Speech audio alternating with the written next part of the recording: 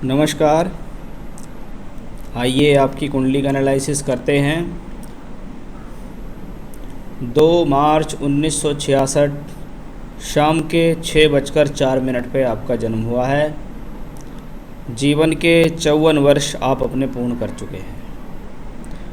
आपकी कुंडली सिंह लगन की कुंडली है और लगन के मालिक सूर्य देव हैं। आपकी राशि, जन्म की राशि चंद्रमा 3 नंबर मिथुन राशि में बैठे हुए हैं। इसका मतलब है आपकी जन्म की राशि मिथुन राशि है। राशि के मालिक बुध हैं। लगन से शुरुआत करते हैं। ये सूर्य का लगन है, रॉयल साइन का लगन है। जब व्यक्ति को रॉयल साइन का लगन मिले और लगन भी केतु के नक्षत्र में हो तो व्यक्ति अपने जीवन में एक तो राजसिक ठाट बाट से जीने की इच्छा रखता है, क्योंकि ये रॉयल साइन है। शौक पसंद व्यक्ति विशेष होते हैं। जीवन में सभी प्रकार की सुख सुविधाओं को भोग करने की इनकी इच्छा होती है। कुछ मूडी, कुछ आलसी, कुछ स्वाभिमानी तो कुछ अहंकारी किस्म के व्यक्ति ऐसे अपने जीवन में देखे जाते हैं। लगन का मालिक सूर्य है, जो लगन को वापस देख रहा है। 7वें घर में सूर्य बैठा और लगन को जब वापस दृष्टि देता है तो ये स्वास्थ्य के लिए, मान सम्मान के लिए स्थिति ठीक है। कभी कभी ये स्थिति जीवन में व्यक्ति को सफलता प्राप्ति के लिए दूर स्थानों से जोड़ती है, दूर स्थानों पर भेज देती है, जन्म स्थली से दूर भेज देती है। शादी के मामले में भी ये स्थिति कुछ देरी से विवाह कराने में सक्षम है। चलिए बात करते हैं लगन पर पड़ रहे अन्य ग्रह के प्रभाव की। शनि सप्तमेश है, सप्तम में बैठा है, सूर्य के साथ है। अब शनि यहाँ छठे का मालिक भी है। जहाँ एक तरफ शनि षष्ठेश लगन के साथ हैं, अपनी दशा काल में व्यक्ति को हेल्थ इश्यूज दे सकता है, अड़चनें देगा, लाइफ में संघर्ष देगा तो प्रोग्रेस भी देगा, मान सम्मान भी देगा। जहाँ भी व्यक्ति विशेष काम करेगा वहाँ उसको मान सम्मान मिलेगा। लेकिन 7वें घर में जब 2 प्लैनेट अशुभ प्रभाव में हों, एक सूर्य एक शनि, दोनों ही विचारों में विपरीतता रखते हैं और सूर्य ने शनि को अस्त भी किया, ये बहुत अच्छा हुआ। इसको कहते हैं व्यक्ति की जो भी पत्नी आएगी वो चरित्रवान बहुत अच्छी होगी। इसको कहते हैं अच्छी चरित्रवान, अच्छे कुल को संभालने वाली महिला होगी। लेकिन फिर भी अशुभ ग्रह के प्रभाव के कारण आपको अपने वैवाहिक जीवन में संतुष्टि प्राप्त नहीं होगी।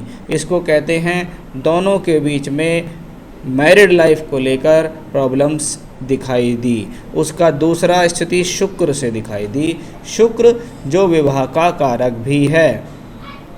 कारक ग्रह जब छठे घर में बैठ जाता है तो उसके जो तत्व होते हैं उसमें कमी आती है। शुक्र ब्यूटी ऑफ मैरिज का कारक है। लेकिन जहाँ ये दोनों चीज़ें कुछ कमी दिखाई शुक्र ने, नवांश में शुक्र उच्च का हुआ।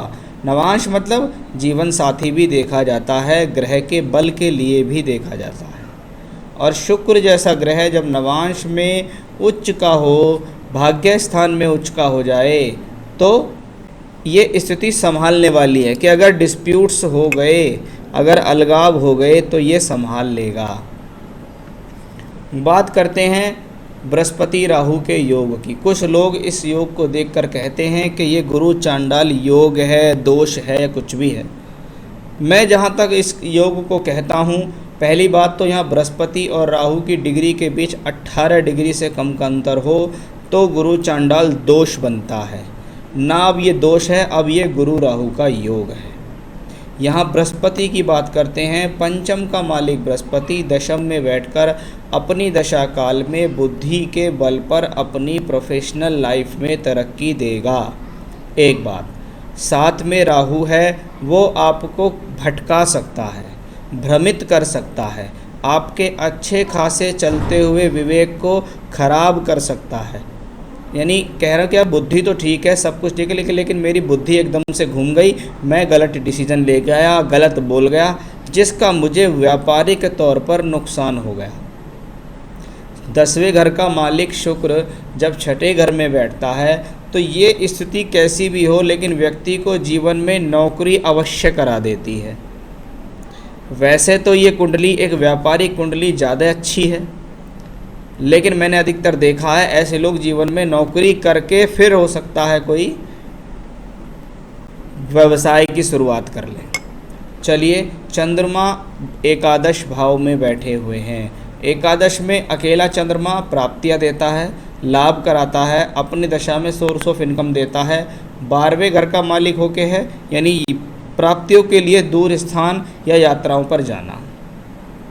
अब बात करता हूँ कुंडली में चतुराई योग की। मंगल और बुध अष्टम भाव में बहुत नज़दीकी डिग्री लेकर हैं। जब प्लैनेट अष्टम भाव में बैठे, डिग्री क्लोज लेके बैठे, तो अष्टम भाव गोपनीयता का भाव है। शास्त्र में मंगल बुध के योग को कहा गया है चोर ग्रह का योग।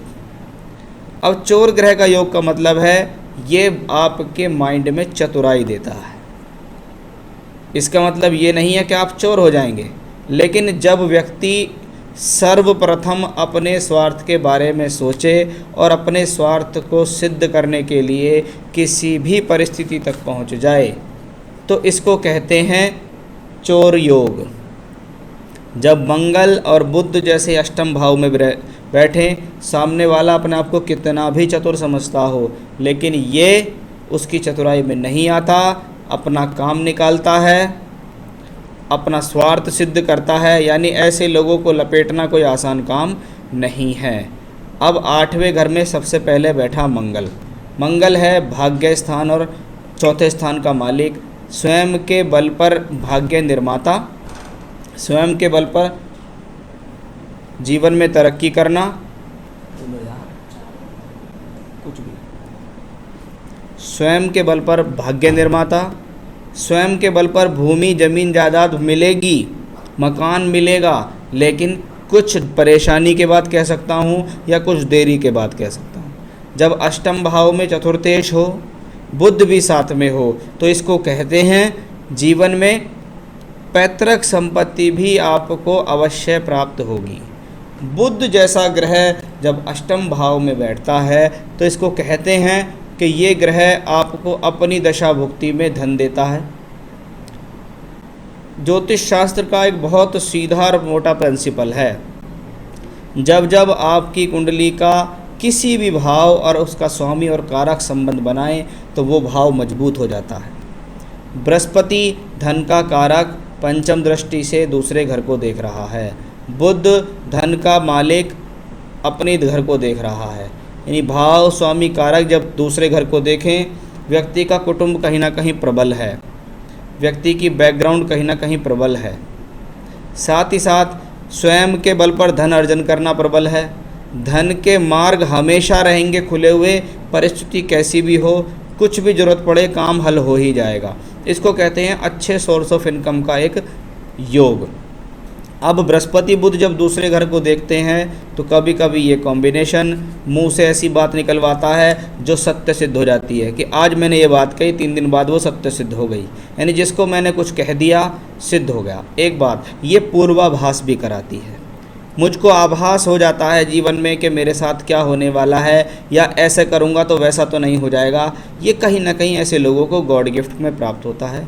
वाणी का अच्छा प्रयोग करना, गाने गुनगुनाने का शौक़ रखना, मुंह से जो निकाल दिया उससे सामने वाला प्रभावित हो रहा है आपकी बोलचाल से, तो वो सारा कॉम्बिनेशंस निकल के आता है इस योग के कारण। एक और बात, जब बुध कुंडली के अंदर धन और लाभ का मालिकों के अष्टम में हो तो जीवन में कभी कभी व्यक्ति का पैसा भी फंस जाता है। कहीं बहुत अच्छी डीलिंग चल रही है और काफ़ी लंबे समय से चल रही है, अच्छा लाभ भी मिल रहा है, लेकिन जब लाभ आना, मान लो 20 लाख रुपए का लाभ आना है तो 10 लाख का लाभ अटक जाता है। वो लाभ निकालने में व्यक्ति को बहुत अधिक ज़्यादा परिश्रम करना पड़ता है, तो वो भी योग यहाँ पर दिखाई दिया। अब नवांश कुंडली में एक और योग जो दिखाई दिया वो एक पुअर योग जिसे मैं कहूँगा। ये नवांश का लगन है। जैसे ही ये लगन कुंडली का लगन होता है ऐसे ये नवांश का लगन है। ये आपके विवाह का लगन है, ये आपकी मैरिड लाइफ का लगन है। चंद्रमा जैसा ग्रह जो लगन का मालिक है वो अपनी राशि से अष्टम भाव में राहु केतु अक्ष पे है, 12वें मालिक बुध से दृष्ट है और शनि की 10वीं दृष्टि से भी पीड़ित है। इसे फिर से कहते हैं एक खराब वैवाहिक जीवन का संकेत। और नीच का मंगल जब लगन में बैठे तो ये लाइफ में एग्रेशन देता है, हस्बैंड वाइफ के बीच डिस्प्यूट्स कराता है। कभी कभी व्यक्ति को जीवन में एक विवाह का सुख नहीं मिलता, अन्य विवाह के सुख मिलता है, या जो भी विवाह लाइफ में हुआ उससे संतुष्टि नहीं हुई, हस्बैंड वाइफ के बीच में प्रॉब्लम्स होंगी ही। अब चंद्र राहु का ये योग आपकी वाइफ यानी रिलेशन के लिए तो ख़राब हुआ ही हुआ, आपकी वाइफ की हेल्थ के लिए भी अच्छा नहीं है। तो ये नकारात्मक फैक्टर मुझे आपकी लगन और उसमें दिखाई दिया। बाकी ओवरऑल मैंने बहुत सारे प्लैनेट इसमें देखे, मैं बहुत अधिक संतुष्ट हूँ आपकी कुंडली को देखकर कि भाई हाँ, इस कुंडली में जान तो है। चलिए दशाओं पे बात करते हैं कि बुध की महादशा जो कि मई 2025 में ख़त्म हो जाएगी, 17 वर्ष की महादशा होती है, 2008 से आपके जीवन में चल रही है। अब बुध के बारे में जितनी बातें मैंने आपको बताई आप यहाँ चेक कर लीजिएगा कि आपका बुध अष्टम में बैठा है योग कारक मंगल के साथ, यानी बुध अपनी दशा में प्रगति देगा। कभी कभी ये प्रगति पहले नौकरी कराती है, फिर व्यवसाय कराती है, घर परिवार के काम से जोड़कर तरक्की कराती है, कुटुंब का काम मिल गया वही चलाते रहे आगे, ऐसा कुछ, लेकिन तरक्की तो है। अब जब बात बुध की करते हैं तो मैरिड लाइफ वाइज बुध फिर से एक पुअर कंडीशन में दिखाई दिया। प्रोफेशन के चार्ट में ये है दशांश कुंडली जिसको मैं आपकी प्रोफेशनल लाइफ के लिए देखता हूँ। यहाँ पर बुध अष्टम एकादश का मालिक होके बैठा है दूसरे घर में, यानी बुध ने यहाँ भी आपको धन दिया। झटके से भी धन दे सकता है, चुपचाप गोपनीय तरीके से भी धन दे सकता है। लेकिन बुध यहाँ बृहस्पति की राशि में, बृहस्पति 12th हाउस में, इसका मतलब यात्राएं करनी पड़ेंगी। हो सकता है जगह जन्म स्थान छोड़ के दूसरी जगह जाना पड़े, जगह चेंज करके यात्राएं, टूर ट्रैवलिंग्स, दूर के लोगों से जुड़कर आप जीवन में तरक्की हासिल करेंगे। ये कहती है आपकी बुध की दशा। अभी 1 जून 2020 से आपको बुध में बृहस्पति शुरू हुई। बृहस्पति यहाँ धन कारक, बृहस्पति यहाँ तीसरे घर में और यहाँ 12वें में, यानी फिर से इंडिकेशंस आया कि आपको सितंबर 2022 तक किसी अन्य स्थान पर जाना, कोई स्थान परिवर्तन, किसी दूर के लोगों से जुड़कर काम करना, किसी बड़ी यात्रा से फ़ायदा लेना, या लगातार कोई ना कोई यात्राएं छोटी बड़ी वो आपको लगातार अपने जीवन में करनी पड़ेंगी। ये पक्की सी एक स्थिति आपकी इस कुंडली में दर्शित हो गई। यानी सोर्स ऑफ इनकम के लिए व्यक्ति को अच्छी खासी भागा दौड़ी करनी पड़ेगी। एक बात और, जब बृहस्पति यहाँ राहु के साथ हों, यहाँ बृहस्पति शनि के साथ, चंद्रमा के साथ हैं और शुक्र की राशि में हैं, इसलिए आप आने वाले समय में जहाँ पर भी इन्वेस्टमेंट करें वो इन्वेस्टमेंट बड़ा सोचा समझा हुआ इन्वेस्टमेंट होना चाहिए। क्योंकि जब 12th हाउस में प्लैनेट हो और उसकी दशा आ जाए, इसे कहते हैं कि मैंने अपनी गलत बुद्धि के कारण, गलत डिसीजंस के कारण अपने पैसे को अटका दिया, लगा दिया, अब वो पैसा वहाँ से नहीं निकल रहा, तो उसका भी आपको सितंबर 22 तक विशेष ध्यान देना होगा। उसके तुरंत बाद आपको चलेगी सितंबर 22 से मई 25 तक बुध में शनि महादशा में अंतिम अंतरदशा। अब शनि की भी पोजीशन वही है कि शनि 3-4 का मालिक होकर 12वें में बैठा। तो एक बात तो पक्की आ गई कि भाई साहब आप अगर जीवन में बाहर से नहीं जुड़े हैं तो अब तो पक्के जुड़ेंगे ही जुड़ेंगे। ये बुध बृहस्पति बुध शनि देती है, ये आपको बैठने नहीं देगी, शांत रहने नहीं देगी, भगते ही रहेंगे, कभी यहाँ कभी वहाँ, कभी यहाँ कभी वहाँ। इनकम भी आती रहेगी, खर्चे भी होते रहेंगे। साथ ही साथ अपनी हेल्थ का विशेष ध्यान आपको अपने आगामी समय में रखना होगा, क्योंकि सोर्स ऑफ इनकम तो बंद नहीं हो रही, लेकिन ऐसा संभव है कि कोई आर्थिक नुकसान, कोई पैसा रुकना, किसी प्रकार की ऐसी परेशानियां आपको आगे होंगी। तो इसमें सबसे ज़्यादा काम आता है एक्सपीरियंस, कि मेरे जीवन का एक्सपीरियंस ये कहता है कि मुझे काम करना चाहिए या नहीं। मेरा विवेक ये कहता है मुझे ये करना चाहिए या नहीं, मुझे जल्दबाजी से बचना है, मुझे बड़े इन्वेस्टमेंट से बचना है, मुझे सामने वाले को पहचानना होगा कि उसके साथ कैसा काम मुझे यहाँ करना है। क्योंकि आपने जितनी भी बातें लिख कर दी हैं उन सबको मैंने यहाँ पढ़ा है। कुंडली में मंगल की स्थिति जब अच्छी ना हो तो अपने से जो छोटे भाई बहन होते हैं उनसे संबंध इतने अच्छे नहीं होते, बाकी जो घर के बड़े बुजुर्ग होते हैं उनसे आपका अच्छा खासा संबंध रहता है, वो आपको सहयोग करते हैं। वाइफ के हिसाब से ठीक नहीं है, संतान के हिसाब से भी संतुष्टि भरी स्थिति नहीं है, बस एक नॉर्मल तौर पर स्थिति है। ज़्यादा बढ़िया स्थिति मैं यहाँ संतान के हिसाब से भी नहीं कहूँगा। आपके भाग्य से तो संतान प्राप्ति में भी कठिनाई है, तो वो स्थिति भी यहाँ मुझे आपके जीवन में दिखाई दी है। बाकी तो रेमेडी की बात है कि आपको मैं ऐसी रेमेडी बताऊँगा जिनसे इन सब चीज़ों में आप पॉजिटिव होंगे। आपने कुछ चीज़ें लिख कर दी हैं, right decision power, where will be better to live in future, what is harmful and stress as per hand kundli and its remedy, successful life indicating और not in hand kundli. Life में सक्सेस तो दिख रही है, लेकिन बहुत सारी चीज़ों के बारे में मैंने आपको बताया भी है कि ये देखिएगा कि ये जो बृहस्पति की दशा है आपके लाइफ में मेरे हिसाब से अब जून 2020 से संघर्ष शुरू हो चुका। इसको कहते हैं कि जी मुझे तो बस शांति ही नहीं मिल रही है, भागा दौड़ी बहुत ज़्यादा हो रही है, स्ट्रेस मेरे ऊपर पूरा है, काम मेरे पास है लेकिन संघर्ष और स्ट्रेस लगातार मुझे मेरे पीछे पड़े हुए हैं।